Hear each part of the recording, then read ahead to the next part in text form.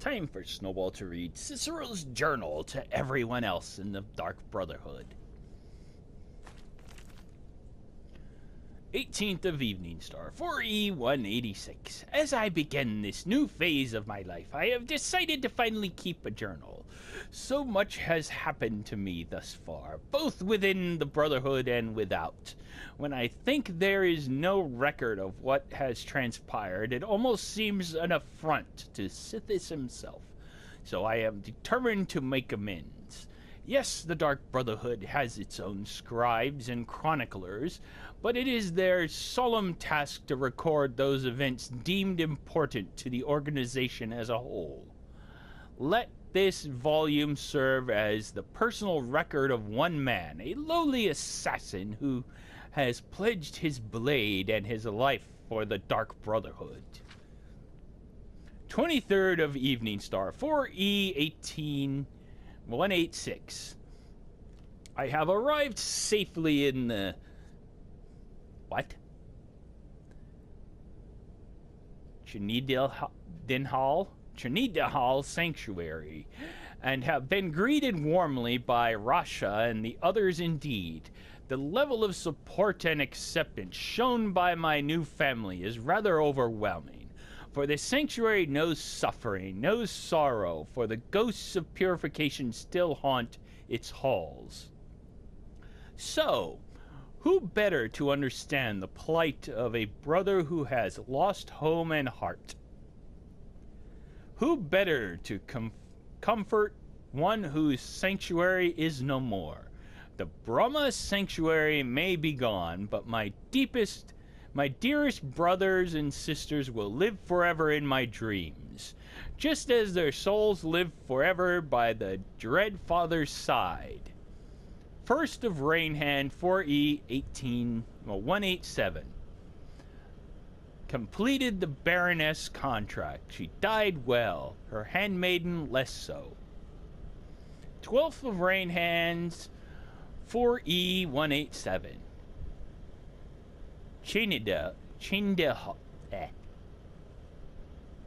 Chadenhall suits me. With the destruction or abandonment of the other sanctuaries, our contracts are plentiful, as are our bonuses. Still, we seem to be losing our footholds throughout Tamriel at an alarming rate. There are rumors that the Black Hand is split on our continued direction. Some favor expansion, others consolidation. My personal feeling is that the Dark Brotherhood needs to, at the very least, maintain the illusion of being everywhere at once. It has become exceedingly difficult to fulfill or even establish contracts in provinces where we no longer have physical presence, like Hammerfell. The more we ignore Tamriel, the more people lose faith in the Dark Brotherhood and our power, our services, our dedication to the Void. Snowball C Void. 27th of Rainhand, 4E187. The listener, Alyssane Dupree, has been visiting with us for several days down from her private residence in Braval. She and Rasha had been discussing the possibility of reopening the Shadow Scale training facility of Archon in Black Marsh, but ultimately decided we lack the resources to follow through with a plan. 27th of Rainhand, 4E187. Completed the arena contract. I ultimately decided to pose as a starstruck fan and immediately got into the Grand Champion's good graces. While escorting the arrogant fool through the great forest, I slashed his throat and left the corpse for the bears. Cicero's Journal, Volume 2. 7th of Sun Heights, 4E188. Rayrest is lost. The city fell to Corsairs, and it's just a matter of time before the sanctuary is breached. My May the Night Mother watch over her children in the hour of need. 5th of last sea, 4E188. We received word today the Wayrest Sanctuary was raided and destroyed by the Corsairs. There were no survivors. There are now only 3 active Dark Brotherhood strongholds remaining. The Cheydinhal Sanctuary here in Imperial Province, a remote sanctuary located in a forest in Skyrim, and the Corneth Sanctuary of Elsewhere. The Black Hand has ordered the Corneth Sanctuary closed and its members integrated into our own ranks here in Cheydinhal. I will embrace those new family members as warmly as I was when I first made my home here. 27th of Hearthfire, 4E188. The situation in Bravil grows more dire. The city has erupted in violence due to a war of control being waged by Cyrodiil's 2 largest skooma traffickers. The listener, Aliciane Dupree, has been forced to employ sellswords to protect her own residents. 1st of Sundusk, 4E188. Things in Bravil have come to a head. The statue of the lucky old lady has been destroyed, and Aliciane Dupree has left her residence to guard the crypt of the Night Mother, hidden below the remains of the statue. If the crypt is discovered, Aliciane Dupree will, of course, protect the remains of the unholy matron until her dying breath. Rasha is sending Garnag and Andrika to aid the crypt's defense. I begged to accompany them, but Rasha wouldn't have it. He says my place is here, defending this sanctuary, and I must, of course, respect that decision. 12th of Sundusk, 4E188. Botched my contract and forfeited the bonus. The silk merchant was already cold, and I was halfway through the window when her daughter stepped into the room. I had little choice at that point. 21st of Sundusk, 4E188. So much has happened since my last entry. After Garnag and Andrika left for Bravil, we stopped receiving communications from the city. We feared the worst. This morning, those fears were confirmed when Garnag returned alone, transporting a most precious cargo, the great stone coffin of the Night Mother herself. The story Garnag told could curdle the blood of even the most hardened of Sithis' servants. The crypt of the Night Mother, raided, dearest sister Andrika cut to pieces, and the listener herself, the most honored Aliciane Dupree, burned alive in a storm of mage fire.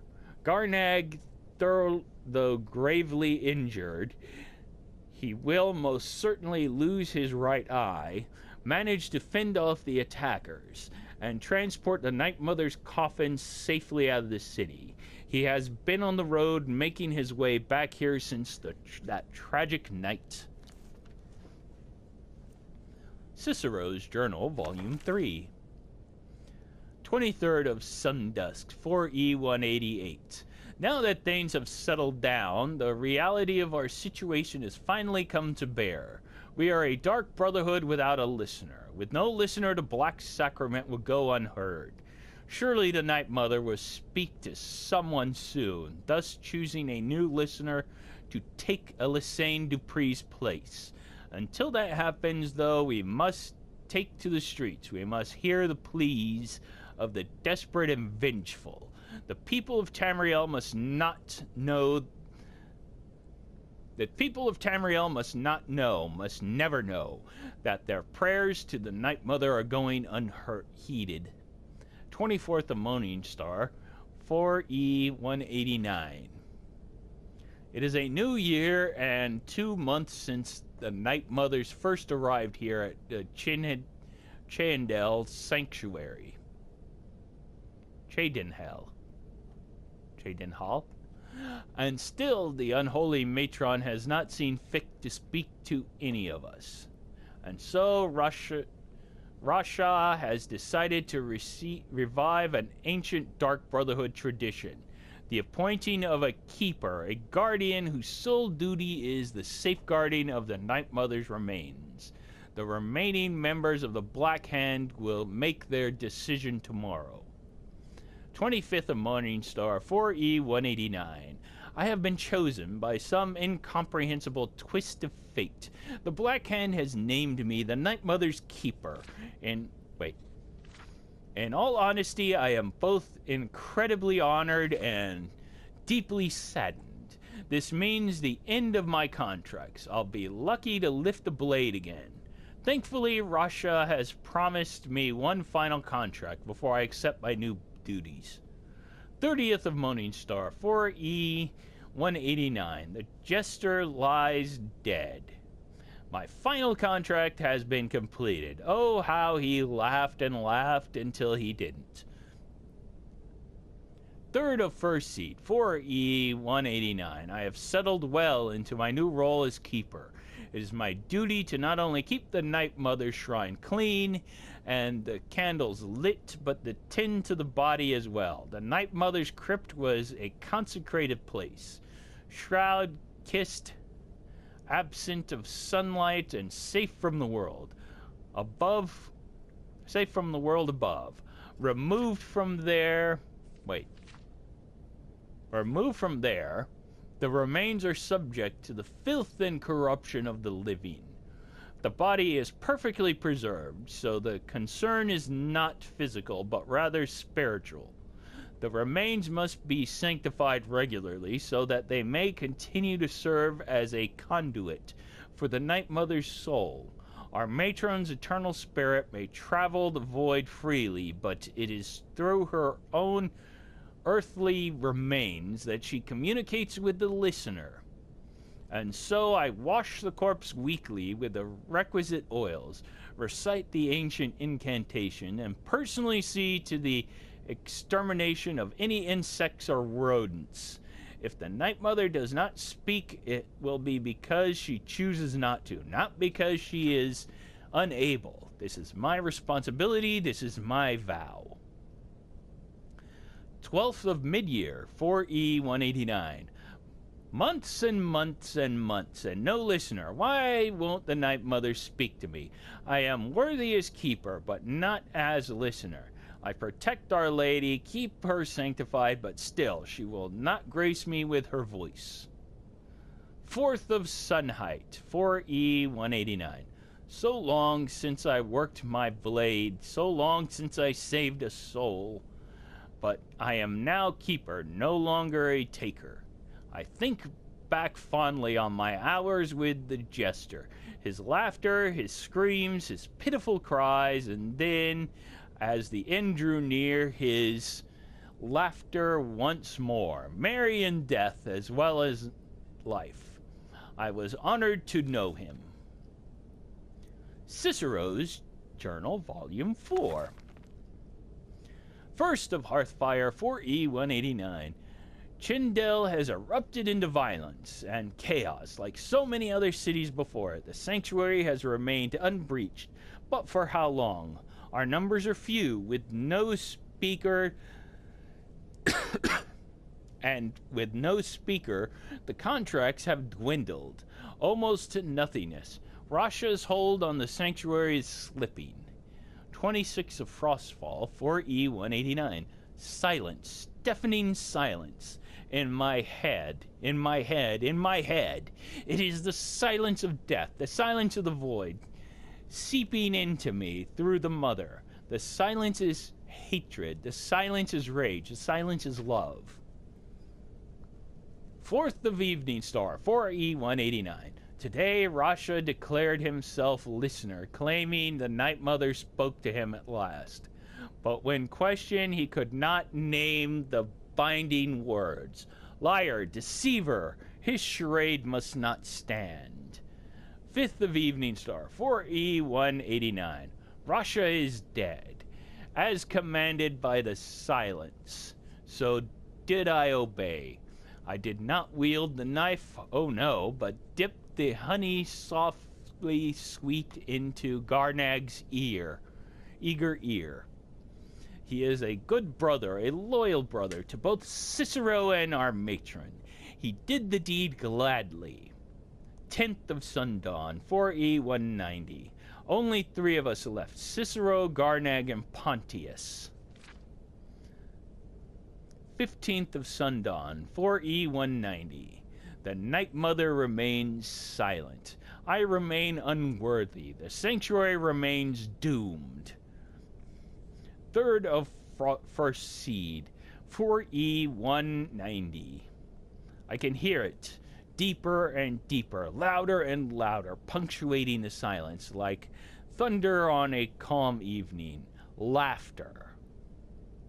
4th of first seed, 4E 190. Laughing, laughing, laughing, laughing. It is the jester, a voice from the void, to cheer poor Cicero. I accept your gift, dearest Night Mother. Thank you for my laughter. Thank you for my friend. 16th of Rainhand, 4E 191. Pontius is dead. A Dark Brotherhood assassin was killed by a common bandit while walking the streets of Chendenhall. How can something so sad be so funny? 17th of Rainhand, 4E 191. I love the laughter, dearest Night Mother, but still I long to hear your voice.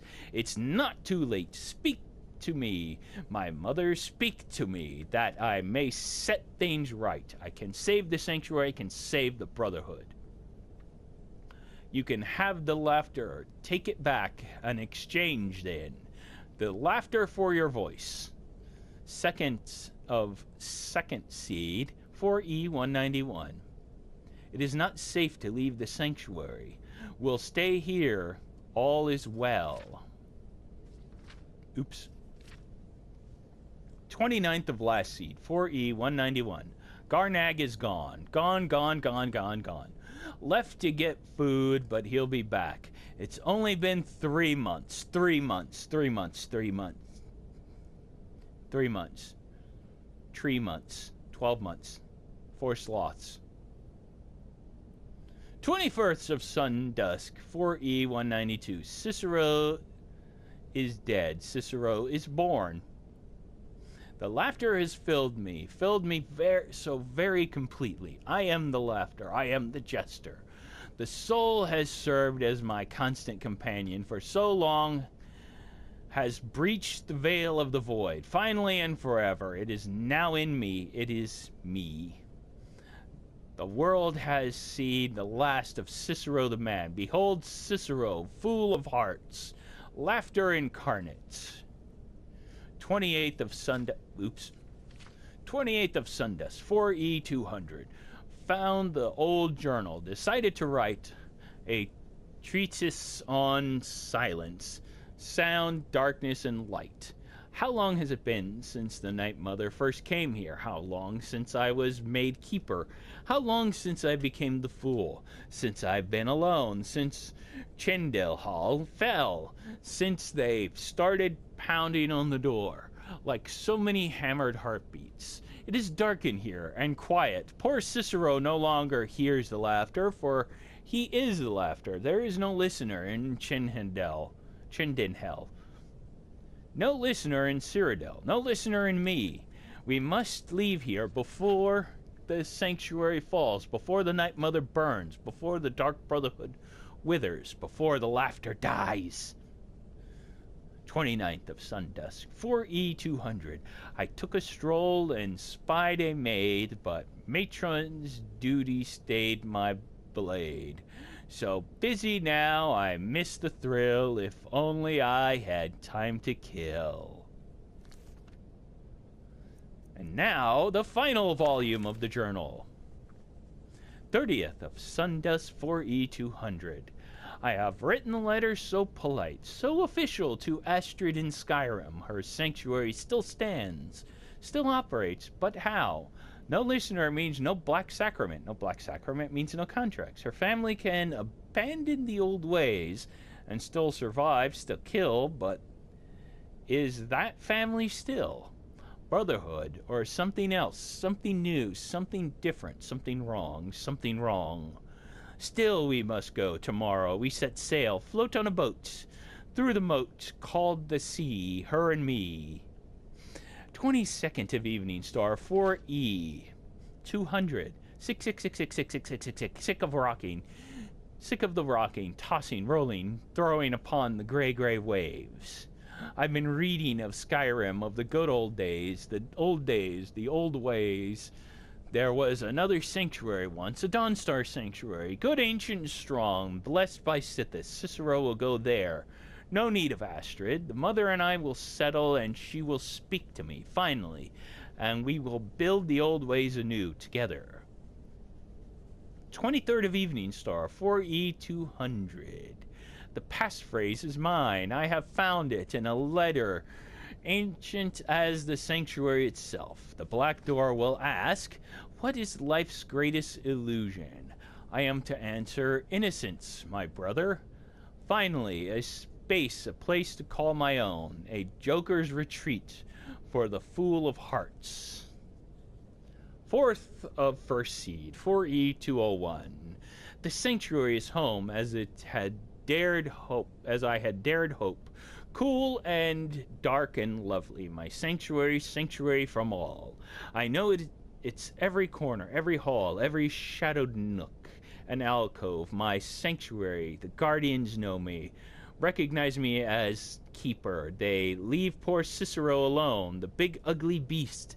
A different story. He'd eat me if he could, but to bind me, grind me, he'd need to find me, and Cicero will make sure that does not happen, for I have sanctuary from all.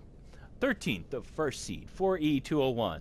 The sanctuary is safety and salvation, but silent, so silent. I give my love to the unholy matron, I give my laughter freely, but I do not hear her. The silence has returned. Now that I am laughter and no longer hear laughter, I once again hear the silence of the void. It reaches across time and space. Its silence is deafening once more. First of Rain Hands, 4E201.